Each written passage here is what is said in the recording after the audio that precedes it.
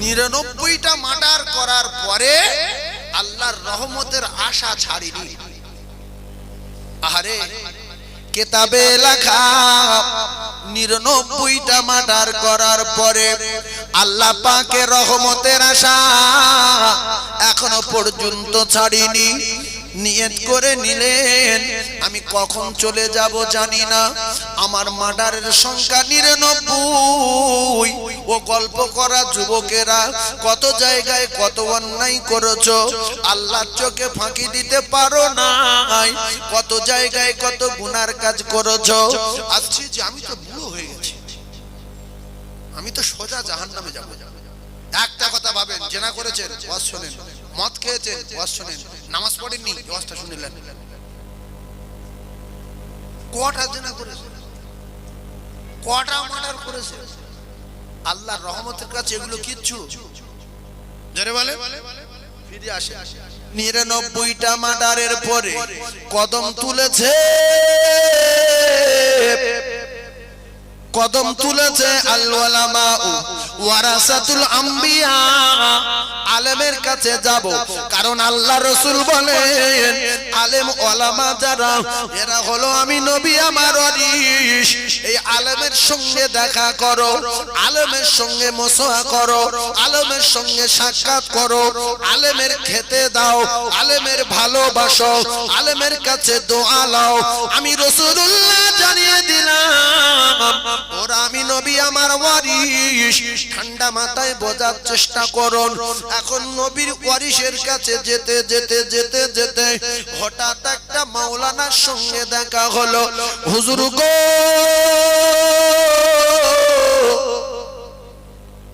আমি বড় গুনাহগার, আমি বিরাট বড় পাপী, আমার কি গুনাহ মাফ হবে? কোন লাইন কি আছে? বলছে আল্লাহর দরবারে তো রহমতের দরজা খোলা আছে। কি এমন গুনাহ করেছো?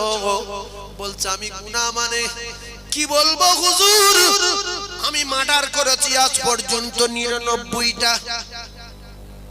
আচ্ছা চলে যাও, চলে যাও, একটা মার্ডার করে লাইন নেই তো 99টা চলে যাও, হবে না, কোনো লাইন নেই, যাও। 99টা মানে কি কিছু আছে? যাও চলে যাও। আচ্ছা আল্লাহর মাফ করে দেওয়ার কুদরতি কোলে তুলে নেওয়ার পাওয়ার ক্ষমতা আছে না নাই? বলছে হুজুর চলে যাবো। বলছে হ্যাঁ ও হবে, 10টা 15টা হলে তো দেখা দেখা 99টা যাও। আর ডাকাতের কাছে সবসময় ছুরি থাকে, বল কাছে ছিল ছুরি, কেতাবে লেখা কাছে ছিল ছুরি। এতগুলো মিডিয়া চলছে, কথা মাথায় রাখবেন। ওই ডাকাত ওই আলেমের গলায় মেরে একেবারে আলেমটারে মেরে দিল। মার্ডারের সংখ্যা কপিস? 100 পিস। কত অন্যায় করেছেন আপনারা, কত গুনাহ করেছেন, কত পাপ করেছেন। আল্লাহর কসম, আমার আল্লাহর ক্ষমতার, আমার আল্লাহর ক্ষমতা বেশি, আমার আল্লাহর ক্ষমতার পাওয়ার অনেক বেশি। আল্লাহর ক্ষমতা, আল্লাহর পাওয়ারের ক্ষমতা তাম পৃথিবীর জমিনটাকে যদি পাপ দিয়ে, গুনাহ দিয়ে, গজব দিয়ে ভরিয়ে দেওয়া হয়, আগে যারা পরিমাণ আল্লাহ পাকের রহমত যদি একদিকে রাখা হয়, এই রহমতের কাছে তাম পৃথিবী ভরা গজব তুচ্ছ হয়ে যায়। জোরে বলুন। আচ্ছা রহমতের দরজা এখন খোলা আছে না বন্ধ হয়ে গেছে? খোলা আছে, যেই তো আমাদের ক্ষমা চাওয়ার দরকার আছে না নাই? কাঁদার দরকার আছে না নাই? যদি কান্না না আসে কি করব বাপ? কান্না যদি না আসে কি করব? না ঝাল দিতে হবে। ভালো কথা শোনেন, বাজে কথা বলার জায়গা না তো। কান্না যদি না আসে, রসুল বলেছে কান্নার ভাম করতে হবে। কি করতে হবে? আস্তে আস্তে ভাম করলে কান্না আসবে। কি বলবেন? আয় আল্লাহ, আপনি আমার গুনাহ মাফ করে দিন। পিছনের পাপের খবর চিন্তা করতে হবে যে আমি এই এই গন্ডগোল করিস আল্লাহ। রাতের বেলা, দিনের বেলা, দুপুর বেলা, মাঠে, পাট বাগানে, ভেন্ডি বাগানে, আল্লাহ এসব ভাবাতে হবে, ভাবাতে হবে। পাট চুরি করেছি, ভেন্ডি চুরি করেছি, তারপরে সেবারে আব্দুল লতিফের পুকুরিতে মাছ চুরি করেছি, সেই মাছ খেয়েছি, আল্লাহ তুমি আমার ক্ষমা করে দাও, কিন্তু চোখ দিয়ে পানি আসে না। এরকম কান্নার হাম করতে হবে। করতে করতে যখন আল্লাহ পাক আপনার ক্ষমা করে দেবে, গুনাহ মাফ হয়ে যাবে, তখন পরে কাঁদবেন, দেখবেন ঝরঝর করে চোখ দিয়ে পানি আসবে। দুটি একটা লোকের কলজায় পাথর পড়ে গেছে, কাঁদতে চাইলেও কান্না আসে না, আসে না? নাই? আপনি ভাববেন যে আমার চোখ দিয়ে পানি আসে না কেন, এর চোখ দিয়ে পানি আসছে, কারণ কি? কারণ জানবেন ও মুমিন, ও দিলে ময়লা নেই, ওর কলব পরিষ্কার, হাত তুললে কাঁদে, নামাজ পড়লে কাঁদে, কবর জিয়ারত করলে কাঁদে, মৌলবি দোয়া করলে কাঁদে। জানবেন আমি, আমার চোখ দিয়ে পানি আসছে মানে আমার কলব ফ্রেশ, আমার ভিতরে ঈমান আছে। কান্না কিন্তু এত সহজে আসে না, বল আসে কি? চোখে পানি আনা চাই, তাই ব্যাপার। নিয়ত করে নিল, এতদিন উল্টো পাল্টা লোকজনের মেরেছি, এইবারে শুধু আলেম মারবো, আলেম মারবো। শুধু কি মারবো? একটাও সাধারণ লোকের মারবো না। যে বলবে ক্ষমা হবে সেই দুনিয়ায় বেঁচে থাকবে, যার কাছে ক্ষমা নাই তার বেঁচে রাখা দরকার নাই। ওইভাবে আলেম মেরিয়ে যাব। ইন্নাল্লাহা সামিউম বাসীর, এ কথা আমার আল্লাহ শুনছে না শোনে না? আল্লাহ বলেন আজরাইল চলে যাও, আমার ওই ডাকাত বান্দা মাওলানা মেরে আবার আরেকটা মাওলানার কাছে যাচ্ছে, ওরও মারিবে বলে। ও জিবরাইল, ও আজরাইল, তুমি গিয়ে আমার ওই ডাকাত বান্দাটার রাস্তার উপরে জান কবজা করো। ওর জান কবজা করা হলো, জাহান্নামী ফেরেশতারা এর জাহান্নামে নিয়ে যাবে বলে রেডি হয়ে গেছে। জাহান্নামী ফেরেশতারা ধরেছে, আর একদল ফেরেশতা একদিকে এসে ধরেছে।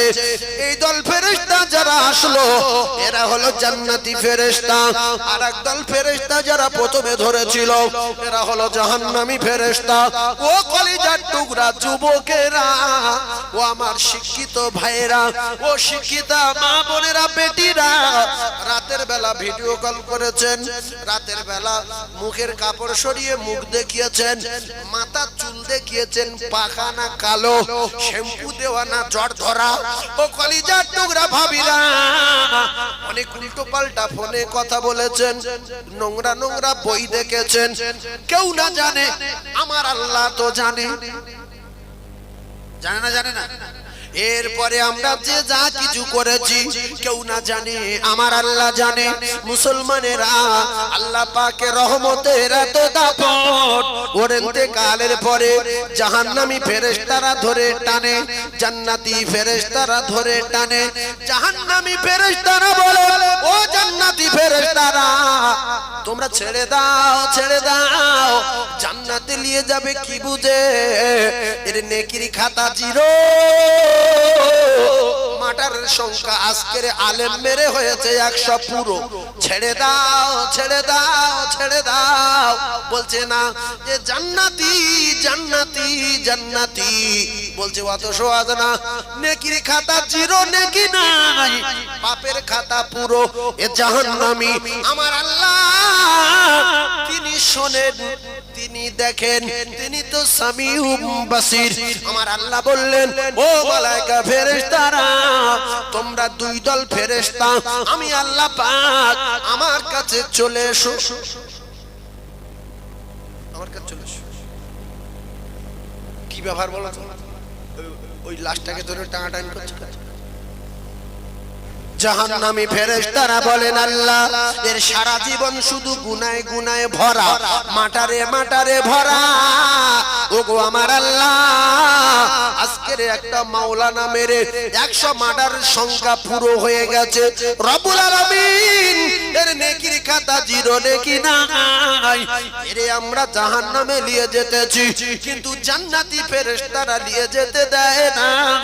আল্লাহ বলেন, ও জান্নাতি ফেরেশতারা, ব্যাপারটা কি বলো?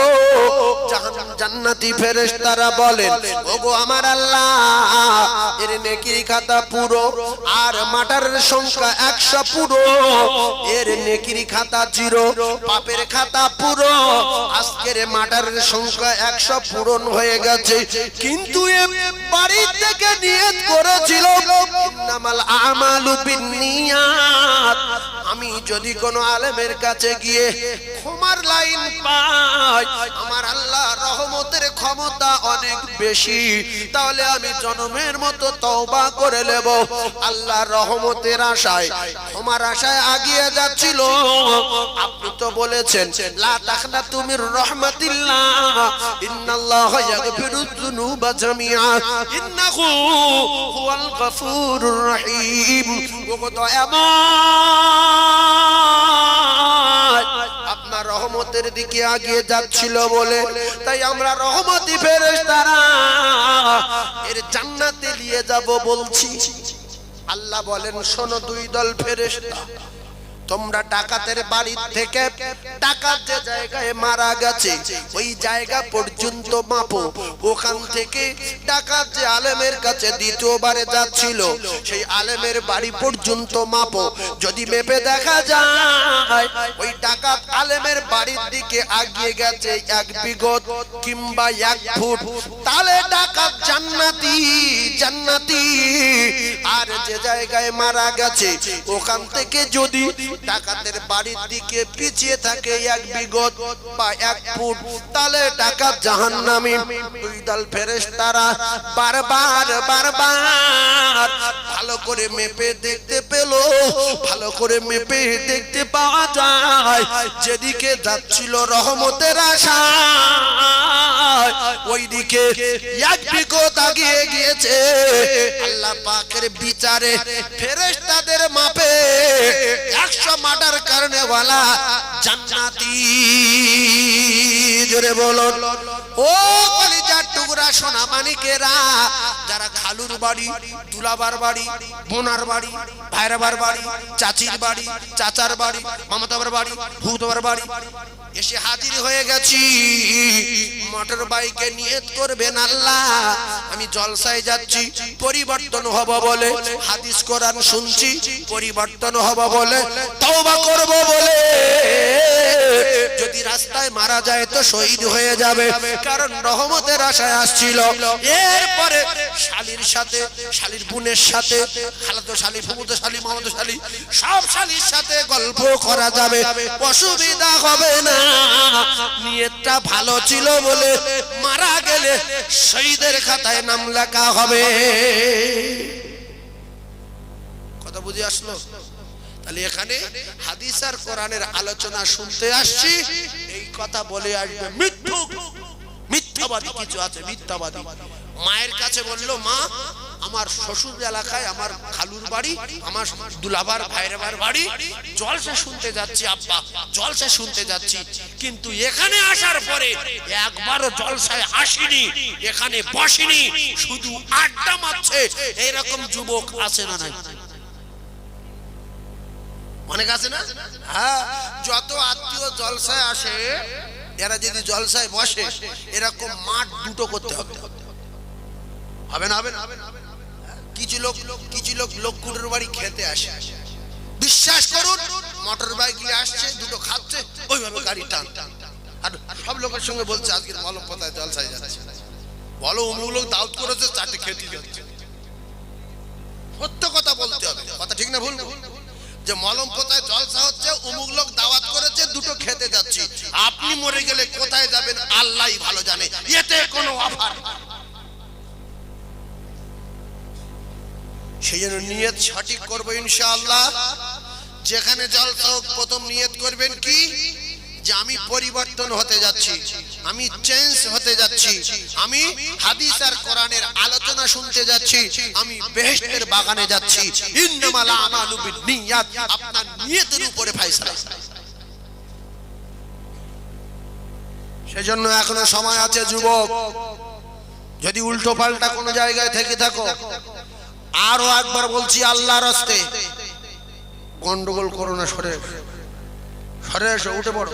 সরে দাও, আমার বাপ বলি সরে দাও, সরে চলে এসো, ওখান থেকে উঠে এসো, গন্ডগোল আছে উঠে এসো বাপ। আল্লাহ খুশি না বেজার? জলসার দিনে যদি মেয়েদের নিয়ে পার্সোনাল ভাবে গল্প করে, এর বিচার করবে কে? আল্লাহর বিচার করবে। তবে আল্লাহ পাক আমাদের সকলের দুনিয়ার জমিনে বেঁচে থাকতে থাকতে পাক্কা মুমিন হয়ে ঈমানের কলমা পড়তে পড়তে মওত নসিব করেন, বলেন আমিন। আরেকবার জোরে বলেন আমিন। যে আমিন বলে না এর কিন্তু কলমা নসিব হবে না, বলো। কারণ এতগুলো মানুষ আমিন বলছে, এখানে আমিন কবুল হওয়ার সম্ভাবনা আছে না নাই? তাহলে যে বলে না এর উপরে আল্লাহ নারাজ না খুশি? যে তুই কলমা নসিব হোক তুই চাস না, চুপ করে আছিস, জবান বন্ধ করে কেন? তোর জবানে কি হয়েছে? বাবা করে দিল খুব ভালো হতো। সেজন্য আরো একবার বলছি, আল্লাহ আমাদের ঈমানি হালতে পাক্কা মুমিন হয়ে ঈমানের কলেমা পড়তে পড়তে জুমার দিনে আল্লাহ যেন মওত দেন, বলেন আমিন। আরো জোরে বলেন আমিন। জুমার দিনে কে কে মরতে চান হাত তোলেন তো দেখি। আল্লাহ হাতগুলো দেখলেন, কে কে জুমার দিনে মরবে? নারে তাকবীর, নারে তাকবীর। আল্লাহ সেই কটার জুমার দিনে মওত দিক, জুমার দিনে মওত। কারণ জুমার দিনে যে মরবে তার কবরের আযাব কিয়ামত পর্যন্ত হবে না, হবে না, হবে না। রাসূল গ্যারান্টি দিয়েছে। এজন্য শুক্রবার মরার জন্য দোয়া করুন, হাত তুলুন। এই যারা হাত তুলেছে আল্লাহর কসম, কোরআন শরীফে লেখা আছে এই কটা লোকের কিয়ামতের ময়দানে আল্লাহ পাকের কোরআন বলছে, পরিষ্কার বলে দেবে, আর যারা তোলেনি এরা ভেসে যাবে, ভেসে যাবে, ভেসে যাবে। কোরআন শরীফ, আল ইয়াউমা নাখতিমু আলা আফওয়াহিহিম ওয়া তুকাল্লিমুনা আইদিহিম ওয়া তাশহাদু আরজুলুহুম বিমা কানু ইয়াকসিবুন। আল্লাহর কোরআন সূরা ইয়াসিনের ভিতরে আয়াতটা আছে, ভালো করে খেয়াল করেন। কোরআনের উপরে গাদ্দারি চলে না, চলে? কোরআনের উপরে মস্তানি চলে? কিছু মানুষ চুপচাপ মেরে আছে, আমি হাত তুলবো না। আল্লাহর কসম, কিয়ামতের দিন আল্লাহর কোরআন বলে দেবে, যে হাত তোলেনি, এই হাত তোলেনি, এই হাত তোলেনি, এর শুক্রবার মওত দেবেন না আল্লাহ। কোরআন শরীফ। বাজে কথা বলার জায়গায় নবী আর মেম্বার না। এখানে বলা হচ্ছে কে ঈমানি হালতে জুমার দিনে মরতে চান হাত তোলেন। কিছু লোক চুপ করে আছে, তার মানে মরবে না জুমার দিনে, ও চায় আমার কবরে আগুন জ্বলুক। কারণ লোক সংখ্যা যত বেশি হবে দোয়া কবুল হওয়ার সম্ভাবনা তত বেশি হবে। সেজন্য দোয়া চাচ্ছি যে আল্লাহ আমাদের সকলের ঈমানি হালতে মওত দিক আর জান্নাতুল ফিরদাউস দিক। কিছু লোক চুপ করে, আমি জান্নাতুল ফিরদাউস যাব না। আরো একবার তাকবীরে ধ্বনি দেন, নারে তাকবীর। সবাই জোরে বলেন নারে তাকবীর, নারে তাকবীর। আল্লাহ আমাদের প্রত্যেককে জুমার দিনে মওত দেন, বলেন আমিন।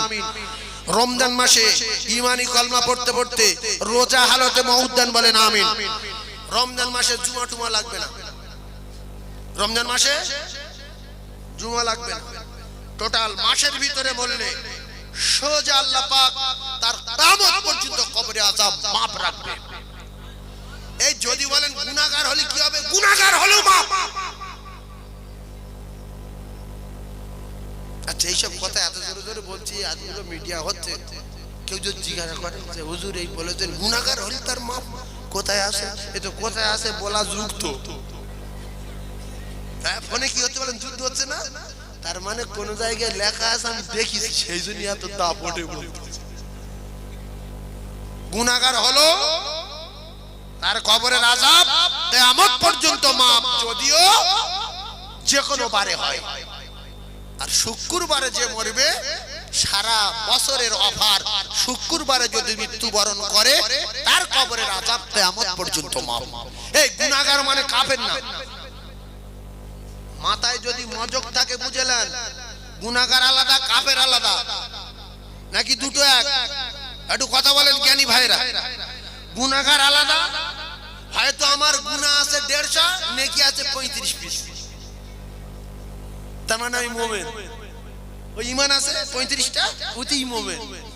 এবারে 150 জন্য কবরে আগুন জ্বলবে, জাহান্নামে শাস্তি হবে, অনেকদিন মাথার ঘি ফুটবে, পরে লাইন হবে। এরকম গুনাহগার যদি রমজানে মরে, এর কিয়ামত পর্যন্ত মাপ থাকবে। জোরে বলুন, আরো চিল্লে বলে নারে তাকবীর। লোকজন যখন উঠে যায় না, আমি কিছু মনে করি না, কারণ পেশাবের প্রয়োজন আছে। 20 জন উঠে গেছে, 40 জন ডুবে গেছে, যেই জাম সেই জাম। আর অনেক বক্তা উঠে বলে না চলে যাচ্ছে কেন, তাকে এখানে পেশাব করবে, এখানে পেশাব করবে। সে লোকটা 3 ঘন্টা বসে আছে, হয়তো একটু খৈনি খাবে কিংবা ভাত খায়নি, আর তো ডাকছে, বলছে হুজুরের ওয়াজ খুব ভালো লাগছে বাপ, একটুখানি দাঁড়া, আমি দুটো একটু পরে যাচ্ছি। গিয়ে 10 মিনিট গেল, গিয়ে দুটো খেলো, আবার ছুটে চলে আসলো। আমি তার রাগ করছি, না তুমি উঠে যাচ্ছ কেন? ওই সময় বলতে হবে যে আমি এখন সারা রাত বসে থাকবো, আপনার সারা রাত বসে থাকতে হবে, যদি পেশাব করতে উঠে না আপনার ব্যবস্থা হবে। এই কথা ঠিক না? পেশাব করতে যাবি না, কি মৌলবি রে? আল্লাহ যার রহমত করবে সে চলে আসবে। আমি আপনাদের মানে পরিচিত এবং এলাকার ছেলে বললে ভুল হবে না, কারণ এই যে ক্যানিং থানা, এরপরে ক্যানিং থানা তো জীবনতলা, ক্যানিং তারপরেই বাসন, এই তো দূরে না, হ্যাঁ হয়তো 60-70 কিলোমিটার দূরে। ভাইরা আমার, বাবাদিরা, সোনার চাঁদেরা, এতক্ষণ আমি আপনাদেরকে বুঝিয়েছি। তাহলে রহমতের ক্ষমতা যদি এত হয়, আমি আপনাদের সকলে দুটো পায়ে ধরে জানিয়ে দিয়ে যাই, চোর হই, ডাকাত হই, মদখোর হই, গাঁজাখোর হই, সুদখোর হই, পাত্তাখোর হই, আল্লাহর কসম আমার আল্লাহ ক্ষমা করে দেবেন বলে আল্লাহ শুধু ডাকছে, বান্দা চলে আয়, চলে আয়, চলে আয়, চলে আয়। তুই কি করেছিস না করেছিস সব আমি আল্লাহ জানি রে, চলে আয়, চলে আয়, চলে আয়, চলে আয়। আমার রহমত থেকে তোরা কেউ বঞ্চিত হবি না, কারণ তোদের চরম শত্রু নাম ইবলিস আজাজিল, ইন্না শাইতানা লিল ইনসানি আদুউম মুবিন। যারা কবরে শুয়ে গেছে ও মুসলমানেরা, এদের সঙ্গে জানাজার সঙ্গে সঙ্গে ইবলিসের চেলা চামটারা ঢোল ঢাক বাজিয়ে নিয়ে এমনি করে জাহান্নামী, জাহান্নামী, জাহান্নামী, টিকিট দিলাম, টিকিট দিলাম, টিকিট দিলাম বলতে বলতে শয়তান আজাজিলের দলেরা আপনার জাহান্নামের টিকিট দিয়ে মাটির কবরের ভিতরে ঢুকিয়ে দেবে। এজন্য আমার আল্লাহ পাক জানান, তোমরা আমার রহমত থেকে বঞ্চিত হয়ো না। আমি আল্লাহ পাক এখনো পর্যন্ত রহমতের দরজা খুলে রেখেছি। জোরে বলো আল্লাহ আমাদের রহমতের কুদরতি কোলে তুলে নেন।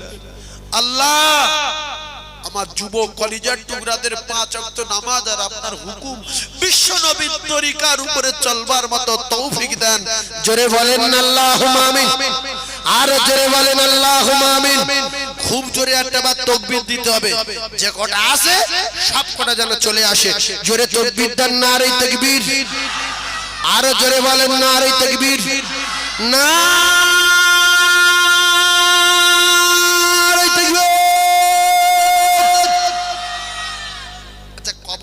শুনছে না শোনে না, ওরা বলছে আল্লাহ একটা বার তুলে দাও, শুধু তাকবীর দেবো, ওখানটা জেগের করে করে মাটির ভিতরে ঢুকে যাবো, ভাত খাবো না, পানি খাবো না, শীতের সময় কাঁথার চিন্তা করবো না, কম্বলের চিন্তা করবো না, শুধু উঠবো ওখানটায় বসে জিকির করে করে নামাজ পড়ে পড়ে মরবো, ভাত খাবো না।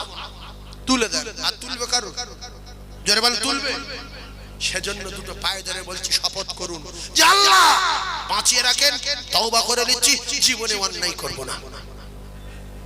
কলিজার টুকরা ভাইরা আমার, আল্লাহ নবী দিন ও দুনিয়ার বাদশা, আকায়ে নামদার, তাজদার মদিনা, বিশ্ব নবী হাবিবুল্লাহ, আল্লাহর দোস্ত পৃথিবীর জমিন ছেড়েছেন, মালাকুল মউত রাসূলুল্লাহর জান কবজা করেছেন।